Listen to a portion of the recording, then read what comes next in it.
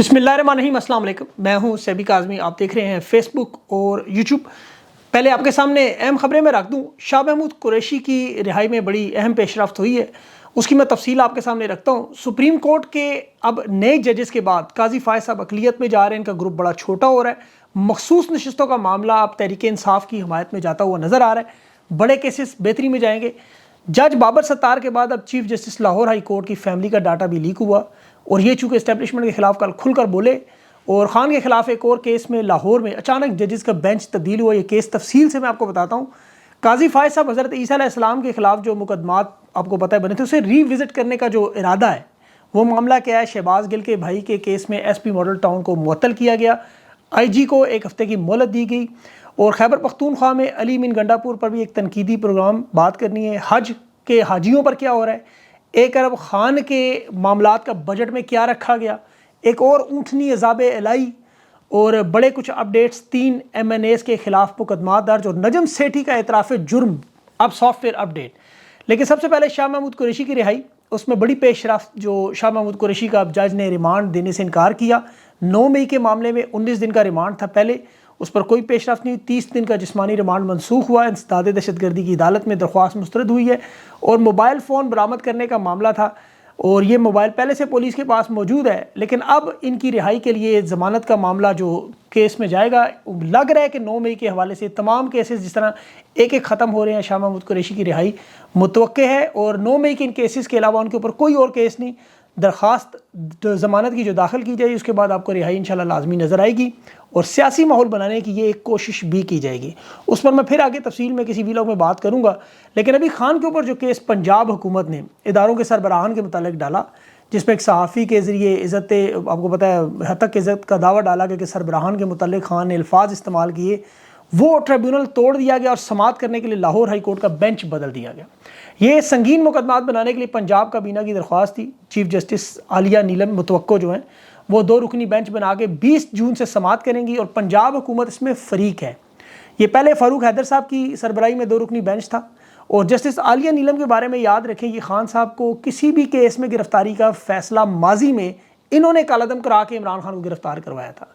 बल्कि model town का जो मामला था, उस पर भी जूनियर जज होने के नाते भी उस वक्त इन्होंने सुप्रीम कोर्ट के हुक्म को रिवर्स किया था। ये अब केस सुनने जाएंगी। इस केस का मकसद इमरान खान की गिरफ्तारी को ज़्यादा लंबा करने की कोशिश है। और ये बिल्कुल उसी अंदाज में केस था शेख मुजीब पर अगरतला केस था, या वली खान के खिलाफ पाकिस्तान की हदूद में अफगानिस्तान का झंडा इस्तेमाल करने का। सरदार अताम मेंगल, मीर गौस बख्श बजिंजो थे, नवाब खैर बख्श मरी समेत 1975 में ये अवामी नेशनल पार्टी पर बनाया गया केस था। आज़ाद पख्तूनख्वा और ग्रेटर बलोचिस्तान के क़याम का केस, जिस पर अब्दुल वली के 139 सफ़ात का एक बड़ा पूरा बयान भी था, और बड़ा मशहूर जुमला था कि 6000 साल से मैं पख्तून हूँ, 1000 साल से मुसलमान हूँ, और 27 साल से पाकिस्तानी हूँ। मुकम्मल वफादार हूँ, जमहूरियत पे ईमान और यकीन रखता हूँ। ये भुट्टो की आमरीत के खिलाफ वो केस था, और सुप्रीम कोर्ट ने उस वक्त नेशनल अवामी पार्टी पर पाबंदी भी लगाई थी। यहाँ बड़ी दिलचस्प सूरत हाल जब इस केस की समाअत में हैदराबाद जेल में उस वक्त हुई थी, तो वली खान उसने कहा था, हम तो समझ रहे थे जो जज हमें इंसाफ देंगे, ये तो खुद ताकतवर हुक्मरानों ने इन्हें हमारी तरह जेल में भेज दिया। और यही बात इमरान खान ने भी की थी। आपको याद होगा कि मुनसफ भी हैं, यहाँ पर कैदी हैं, तो हमें इन्होंने इंसाफ क्या देना है। हबीब जालिब की भी बहुत सारी शायरी है। एक ट्रिब्यूनल बनाया गया था उस वक्त, और इस केस को 1 साल खींचने के लिए। लेकिन हुआ क्या, 1975 में फिर एक ऑर्डिनेंस जारी हुआ कि जो मुल्ज़मान उस वक्त बोल नहीं रहे थे, जो उनका ये मामला उन्हें इनकार के तौर पर लिया गया कि ये इकरार भी नहीं कर रहे, इनकार भी नहीं कर रहे। और इल्ज़ाम था कि पख्तूनस्तान और ये ग्रेटर बलोचिस्तान बनाना चाहते हैं। जुल्फ़िकार अली भुट्टो ये सारा केस बना चुके, जिस तरह आज सारे मामलात बनाए गए। लेकिन इनका इंजाम क्या निकला, वो आपने बड़ा इंटरेस्टिंग सुनना है, ताकि आपको अंदाज़ा हो कि इन चीज़ों का मामला होता है। कि ये इस वक्त बड़ा दर्दनाक पाकिस्तान की सियासत का एक रुख था। आज खान पर भी बिल्कुल उसी तरह ट्रिब्यूनल बनाए गए। इस पर मौलाना कौसर नियाज़ी साहब की किताब है और लाइन काट की, वो ज़रूर पढ़ें। और जब भुट्टो के बाद जनरल ज़ियाउल हक आया और उसकी मुलाकात हुई इन तमाम लोगों से, तो उस वक्त से कहा गया कि अगर मशरक़ी पाकिस्तान का जो केस उस वक्त बना था शेख मुजीब पर, अगर वो केस ना बनता तो शायद मशरक़ी पाकिस्तान ना बनता। भुट्टो को फांसी हुई। तमाम मसाइल का हल फ़ौज से नहीं, ये पहला बयान जनरल ज़ियाउल हक ने दिया। और 1 जनवरी 1978 को ट्रिब्यूनल भी तोड़ा, आम माफ़ी का ऐलान भी किया। इसलिए ये याद रखें कि 2025 में जब ये तमाम मामलात ख़त्म होंगे, माफ़ियाँ मिलेंगी, साजिशें वापस होंगी, इसी तरह की एक बड़ी प्रेस कॉन्फ्रेंस होगी, पुरहजूम लोगों का इज्तिमा होगा। وہاں ایک نیا بندہ عوام سے خطاب کرے گا اور کہے گا جو ہوا سے بھول جائیں، آگے بڑھیں پاکستان کے لیے، اور خان کو خود اڈیالہ جیل سے نکال بھی رہا ہوگا اس سے پہلے ہی۔ اور یہ میں مفروضوں کی بنیاد پر نہیں کہہ رہا، ماضی میں 4 مرتبہ ہوا، حیدرآباد کیس میں ہوا، شیخ مجیب کے ساتھ ہوا، اسے بھی طیارے میں لے جا کے برطانیہ میں ہاتھ بلند کر کے وزیر اعظم بنگلہ دیش تسلیم کیا گیا تھا۔ بے نظیر بھٹو کی وطن واپسی ہوئی، استقبال ہوا، وزیر اعظم بنایا اور 2 مرتبہ بنایا گیا، پھر 2 مرتبہ حکومت توڑی کی۔ نواز شریف کے ساتھ آپ کو پتہ ہے اسے جس طرح ملک بدر کیا، پھر پرویز مشرف کا طیارہ ہائی جیک کیس بنا، پھر واپس لایا گیا، پھر مذاق جمہوریت کے نام ڈیل ہوئی، پھر الیکشن بھی جتوایا گیا، پھر نواز شریف کو نکالا گیا، پھر لایا گیا، پھر نکالا گیا، پھر لایا گیا، 3 مرتبہ ایسا ہوا ہے۔ اور یہ صرف اس کے ساتھ نہیں، جناب پور کے نقشوں پر ایم کیو ایم کے ساتھ بھی ہوا، جو انہوں نے 15 سال بعد معافی مانگی کہ ایسا کچھ نہیں ہوا۔ تو یہ پاکستان کی تاریخ میں 4 بارہا ہو چکا ہے، بارہا۔ عمران خان کے ساتھ نیا ٹریبیونل بنا کے یہ ججز اپوائنٹ کیے، لیکن سوال یہ کیا ان چیزوں سے خان کو کمزور کر سکتے ہیں؟ خان کی رہائی تو انشاءاللہ ستمبر میں پکی ہے۔ دیکھیں 200 مقدمات خان کو کمزور نہیں کر سکے، گولیاں ماری کمزور نہیں ہوا، قید تنہائی موت کی چکی والی کوٹڑی میں سخت گرمی میں رکھا وہ کمزور نہیں ہوا، الیکشن سے پہلے 5 دن خان کو تاریخ کی 31 سال کی سزائیں دی، وہ کمزور نہیں ہوا۔ آدھی رات کو عدالتیں کھول کے 16 گھنٹے سماعت کرتے رہے، عدت جیسے گھٹیا کیس بناتے رہے، وہ کمزور نہیں ہوا۔ یہ کمزور ہو چکے ہیں۔ عمران خان کو تقریباً 1 سال ہونے والا ہے، خان کی بلڈ رپورٹس ابھی تک نہیں دی جا رہی، بہنیں اور ڈاکٹر تو شور مچاتے رہے کہ جیل سپرنٹینڈنٹ نہیں دیتا بس رپورٹ۔ تحریک انصاف سب سے بڑی جماعت، اب یہ اللہ جانتا ہے کہ وہ رپورٹ کیوں نہیں لے سکتی ابھی تک، کیوں انہوں نے پس پش ڈالا ہوا، انہیں تھوڑی سی طاقت دکھانی ہوگی۔ خان کے معاملات انشاءاللہ معیشت فارغ ہونے سے ہی ٹھیک ہوتے جا رہے ہیں، ہر شعبہ اس وقت آپ کو پتہ ہے تباہی بربادی کا ہے۔ دیوالیہ پن والا ملک میں انہوں نے بجٹ میں خان کے کیسز پر سزا دینے کے لیے وکلا کو 1 ارب بجٹ میں رکھا ہوا ہے۔ ان وکلا کو بھی پتہ ہے کہ جھوٹے کیس ہیں، اور ان وکلا کی کارکردگی اور اہلیت بھی آپ نے دیکھنی ہے، تو آپ صرف عدت کا کیس اٹھا کے دیکھ رہے ہیں، اس میں جس طرح پروسیکیوٹر رضوان عباسی پیش ہی نہیں ہوتا۔ مخدوم جاوید علی خان جو ہے اس نے عمران خان کے کیس میں پیش ہونے کے 4 کروڑ فیس لی تھی۔ سائفر کیس میں جو پروسیکیوٹر نااہلی سے لڑے اور جس طرح وہ کیسز کالعدم ہوئے، ان کی قابلیت بھی آپ کے سامنے ہے، لیکن انہیں کروڑوں روپیہ مل گیا۔ اسی طرح نیب کے پروسیکیوٹر کو بھی آپ کو پتہ ہے یہی اسی طرح مال کھلا رہے ہیں۔ پنجاب کے جو وکلا ہیں ان کی بھی لاٹریاں لگی ہوئی ہیں خان کے کیسز کے خلاف جو لڑ رہے ہیں۔ اور پاکستان کے جو نامور صحافی ہیں وہ کیا کہہ رہے ہیں؟ ابھی نجم سیٹھی صاحب جو کچھ ہفتوں سے سچ بول رہے تھے، خان سسٹم سے جیت گیا، خان سے یہ خوفزدہ ہیں، خان کو یہ توڑ نہیں سکتے، خان جیل میں بیٹھ کے پاکستان چلا رہا ہے، پاکستان کی سیاست خان کے گرد گھومتی ہے، انہیں خان سے خوف آتا ہے، یہ ساری باتیں نجم سیٹھی نے دل سے کی پچھلے 2-3 ہفتوں میں۔ لیکن انہیں کل پرسوں پھر آپ کو پتہ اٹھایا گیا، فون آیا، ایک آدھ ملاقات ہوئی شاید، اور پھر نجم سیٹھی نے رات پروگرام میں اعتراف کیا کہ میں عمران خان نہیں بن سکتا، میں اعتراف کرتا ہوں میرا سافٹ ویئر اپڈیٹ ہو گیا، مجھے احساس ہو گیا کہ میں غلط کہہ رہا تھا۔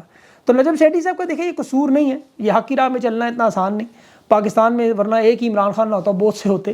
اللہ نے خان کی ڈیوٹی لگائی ہے، نجم سیٹھی نہیں کر سکتے، وہ تو آپ کو پتہ ہے سوٹ پہن کے، میں پاکستان میں 250 سے زیادہ اینکرز ہیں، سوٹ پہن کے تبصرہ کرنا کون سا مشکل کام ہے، لیکن جو خان کر رہا ہے وہ کسی کے بس کا کام نہیں۔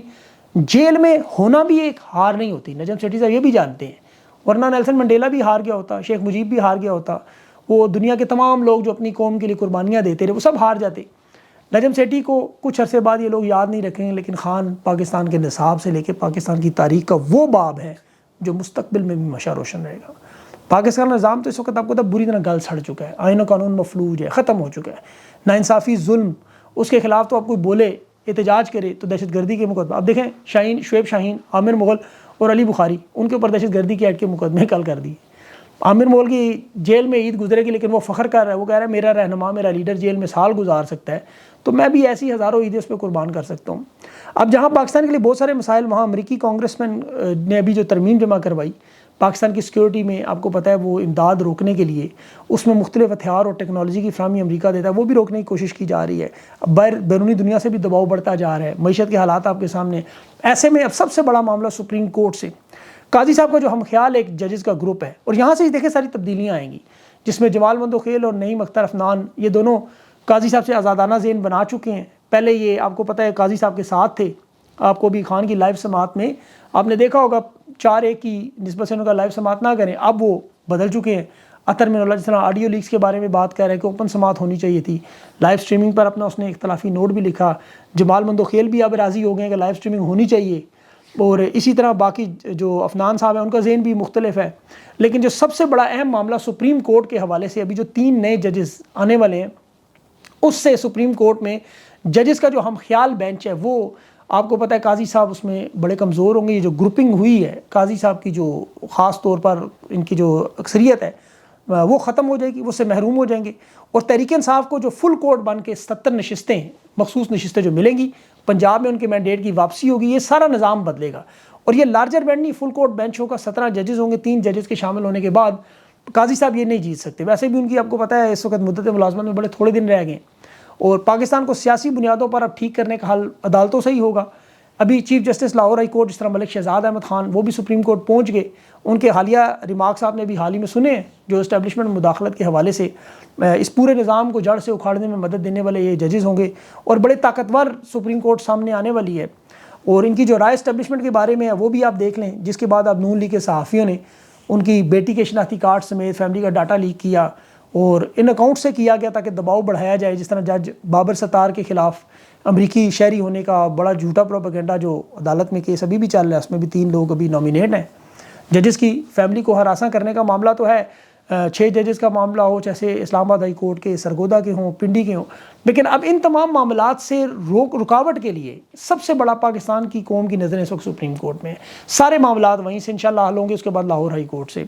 اور آئین اور قانون پر دیکھیں جو اعتبار عوام کا ختم ہو چکا ہے، اسے قائم کرنے کے لیے اب تمام ججز کی جو ملاقات ہوئی ہے، خفیہ ملاقاتیں ہوئی ہیں، اس میں یہ لوگ فیصلہ کر چکے کہ ہم نے فیصلے آئین اور قانون کے مطابق کرنے ہیں. کیونکہ نفسیاتی مریض جو ان کا انچارج ہے، اس کو دیکھیں کل کا واقعہ آپ صرف دیکھ لیں. خود کو صحافی ثابت کرنے کے لیے قاضی صاحب رپورٹرز کو اپنے کالم دکھاتے رہے، اور ذوالفقار علی بھٹو کے کیس کی بات کرتے ہوئے کہتا ہے جی غیر ملکی مسیحی مجھے کہہ رہا تھا کہ آپ حضرت عیسیٰ علیہ السلام کے خلاف جو سنایا جانے والا فیصلہ اس پہ بھی نظر ثانی کریں. ہم لوگ تو مذاق کرتے رہے. وہاں ایک سینئر صحافی تھے، انہوں نے کہا سپریم کورٹ ویسے کر سکتی ہے، تو وہاں لوگ ہنسنے لگے. تو قاضی صاحب کو پتہ بھی چلا، اس نے کہا آپ طنز کر رہے ہیں لیکن میں اسے تعریف سمجھ رہا ہوں. یہ حقیقی معنوں میں ذہنی مریض ہے، یقین کریں. یہ جو کل کا واقعہ ہے اس نے تو یہ ثبوت پیش کر دیا ہے. ان کے بس میں تاریخ درست کرنے کے لیے پتہ نہیں یزید کا کیس اٹھا لیں، فرعون کا اٹھا لیں، نمرود کا اٹھا لیں. یہ جو انسانی حقوق کے پاکستان میں کیس ہیں ان پہ بات کرنے کو قاضی صاحب تیار نہیں ہے. اور یہاں پہ دیکھیں آج جو ہوا، انسانوں کو تو چھوڑیں، عوام کو تو یہ انسان نہیں سمجھتے.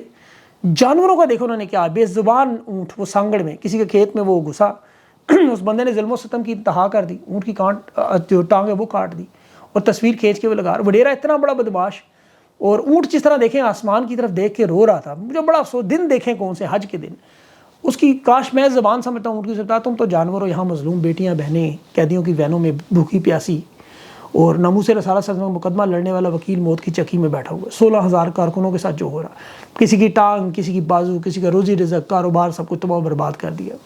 ہم انسان تو گناہگار ہیں، اللہ شاید اس اونٹ کی سن لے.